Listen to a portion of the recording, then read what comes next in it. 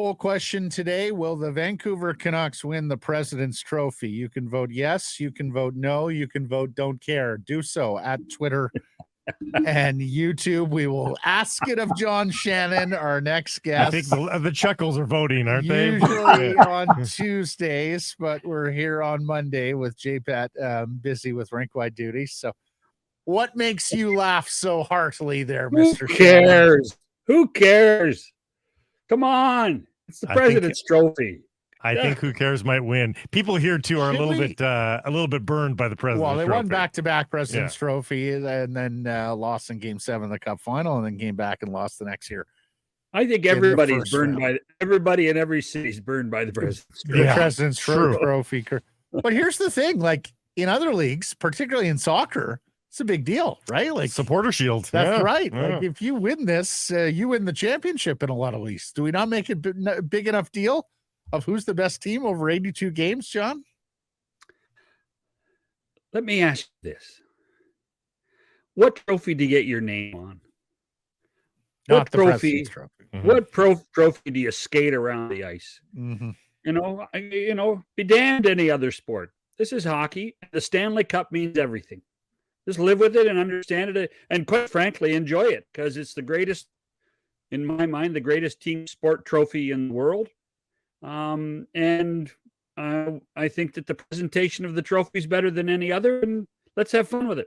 I hear you, but let me play devil's advocate. Every other league is now trying to copy soccer, the NBA included. They've got the in-season tournament now with a separate trophy, separate banner goes up in the rafters and all that sort of thing. And by all accounts, the NBA version went really well in its first iteration. The Lakers are under 500 in the regular season. They needed something to hold on to. That's true, but that's exactly what the point is. You got something else to try to win. Maybe if they tried to pump up the President's Trophy, maybe it would be a bigger deal. Maybe it would be. Maybe it's something you could grow. It's about trophies in sports now, apparently. Yeah, well, and hockey has a great group of trophies. So let's just enjoy what we have. Hockey's got a great group of trophies, 3 of which won't even be touched by the players who win the things. That's right. In the Clarence Campbell Bowl, the Prince of Wales Trophy. And, of course, the President's as well. Okay, so let me ask. We're asking this because the Canucks went into the day with the most points in the NHL, and they will leave the day with the most points in the NHL after getting one against Columbus. Let's start there. What did you make of the game today? Well, listen, for them, after they travel the last 36 hours, for them to get a point, that's a bonus. It really is. Get out of town, get home, get rested. It was a great road trip, and nothing more need to be worried about what happens in Columbus or Buffalo or any other city. It was you knew it had to happen at some point, particularly with the arduous travel. For them to have to come back to Toronto to fly to Columbus, that to me is alone something that most teams wouldn't have to do, and an afternoon game at that. So those are the types of things you have to worry about. And John, the travails of not having your broadcast team on the charter, they had to make arrangements for somebody to call this game. But Blake was wondering, are we not in a world now where everyone's accustomed to calling it off tube? Would that have been an option for them? Oh, I think it probably could have, but at the same time, I think that particularly both networks in Canada that do hockey, TSN and Sportsnet, know that there's much better feel. There's a much better understanding of what goes on in an arena if you're there. Quite frankly, I thought Mike and Sam did a pretty good job under the circumstances. Sure, it wasn't Dave. Listen, it wasn't Dave and John, and it was not necessarily looked at through colored glasses. But I thought under the circumstances, they did yeoman's work. And again, just don't blame them for the tie, okay? Or the loss, whatever it was. Yeah, I don't think that'll happen. 5-game road trip. Are you kidding me? Blake, this is a shoot the messenger business. You know that as well as I do. You can find anything you want on the internet, so you're right, but no tangible amount of it at the very least.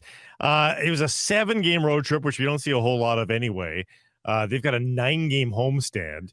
Do you think either of those are points of quibble for the Vancouver Canucks? The fact that they have at some point, we've talked about this before in extended homestands before. Eventually, fans actually get a little bit bored about the team being around. Like 9-game homestand in March. Now, if they're important games, maybe that'll change it. But that's a long homestand. This has been a long road trip. Yeah, but let's face it. The teams submit dates. Yeah.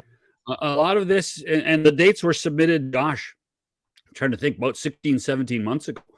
The teams submit the dates, so they know full in advance, what they're going to be facing.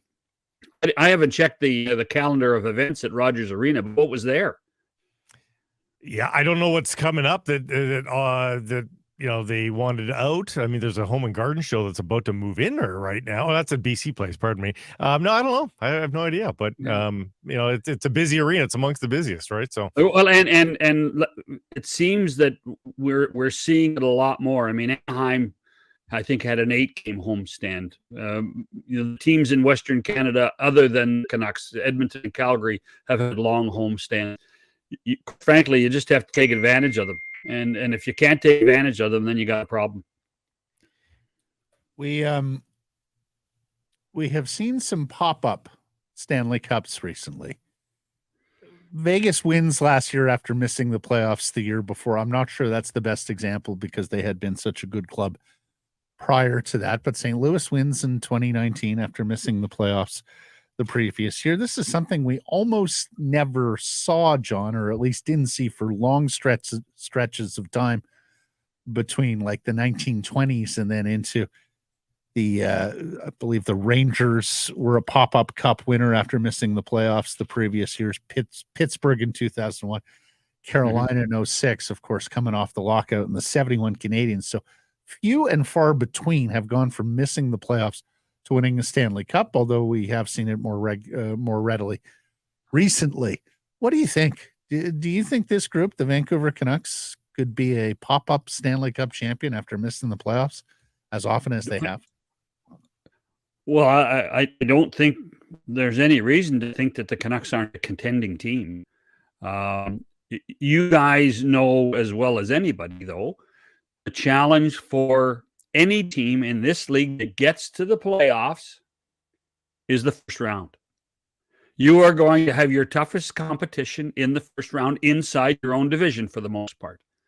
And I did a little thing yesterday on X. I start doing it after the second half of the season starts every once in a while. And if the playoffs started, the first round started today, it would have been Vancouver and Edmonton. Well, neither of them would want to play each other at this point. And it also speaks, it's an awful word, I think, but it also speaks to parity in this league. There are 6 teams within 4 points fighting for 2 spots in the Eastern Conference for the wild cards. I mean, there are close to 25 teams that think they have a chance at the Stanley Cup this year. 25. It's phenomenal, but and this is what Gary Bettman had always wanted with a salary cap, was to try and make sure that there were a ton of teams available to play games in the postseason, and that's exactly what has been created. It's taken a while, but that's exactly what's been created. The Canucks have 5 players and a coach going to the AllStar game. It shatters the club record. They had sent 3 players and a coach before, and of course 4 of those players got voted in after Quinn Hughes was an original selection. We also saw a ton of Toronto Maple Leafs going to this game. Of course, the game is in Toronto, so that tracks. What do you think they're thinking in the NHL head office with all these players from Canadian teams and a straight popular vote to get the players in? Well, if you remember, they actually did the league decision to put 1 player from each team first, because I think they felt that this was going to happen, particularly with a Canadian-based All-Star game. I think they're thrilled. I think when you consider what the All-Star game is going to be in the hotbed of hockey in our country, why not put Canadian players involved in it at this point? And I also think it might be a little bit of a learning curve for a few guys that have joined the office in New York to figure out exactly how important Canada is to this league and how many Canadian players are voted in, and the passion of hockey fans in British Columbia. I think it's if they can't take any lessons from this, then that's a shame. But I do think they have, and I do think they understand it, that this is really an important thing for hockey fans across the country. I heard Hockey Night talking about it on Saturday, but we're going back to a draft format this year. That was something that Brendan Shanahan had lobbied for when he was in the NHL head office. And so it tracks that, of course, he's now president of the Toronto Maple Leafs, that we're going back to that format. What they don't quite yet have Justin Bieber secured to be with Austin Matthews on one team. What are you hearing about the process from here on this? Honestly, I have not heard a darn thing. And maybe it's my age, but the All-Star Game isn't for me. The All-Star Game is for John, it's for league sponsors. Kid. Come, hobnob, rub elbows with the likes of Scott Hartnell and others over the years. Scott Hartnell? Blake once he got to an All-Star game. Did a bit about Scott Hartnell in the All-Star game and saying, really, if you're running a Fortune 500 company and here's Scott Hartnell. Here's Frank Petrano. Congratulations. Hey, listen, Scotty Hartnell, that means there's a huge vote from Lloydminster. That's what that means. Hey, listen, it will be a blast here. Yeah. Everybody will have a great time. There are so many positives to come out of this. I think, don't laugh at me, but Thursday night when they added the women's 3-on-3, all of a sudden that looks like a stroke of genius right now when you consider what the PWHL is doing. So, I mean, we will hear stories that people will come here. People will have a great time in Toronto All-Star Weekend. If you're a purist and you're cynical, stay home. Stay home and just enjoy. We are so critical of our own sport most of the time. Well, the main problem is, John, people have asked me, what's the format for the All-Star Game? I have no idea.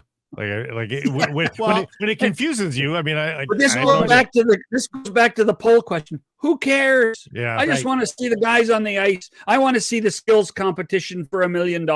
I think it's going to be cool. Right. And what I would argue is the All-Star Game, much like the Winter Classic now, has become more of a local event, and to fly in the sponsors and have them have a good time in whatever city it is, hobnobbing and all of that. The only thing I understand that the only thing that contradicts that, Matt, is the ratings. They still do well. It still does. It is amazing. Even in my time when I was, whether it be in the United States doing it or in Canada, the All-Star Game just gets a really good number. It gets a better number than the outdoor games. It really does. And it's just I go, and I shake my head at it every once in a while, but then I go, again, the All-Star Game isn't for me.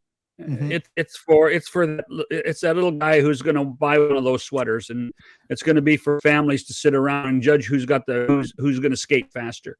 I'll set a personal high if I watch a single minute. That would be the personal high. But I'm going to send you a clip so that that'll be the key. I watched the John Scott game, and I will say the skills competition, at least they've got the right guys there. I mean, outside of Nathan McKinnon, there wasn't really a single name that I looked at and went, that guy's got to be in it. John, does any business get done? Like, do GMs talk at all here from what you understand? Or is it all about the sponsors and I don't think general managers are commanded to be there.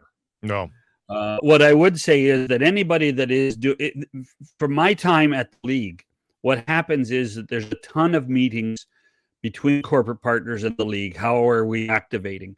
There is a ton of time for the network people to have mid-season discussions. So there is a little bit of business that gets done, but I don't think it's really from a hockey perspective that there are any discussions.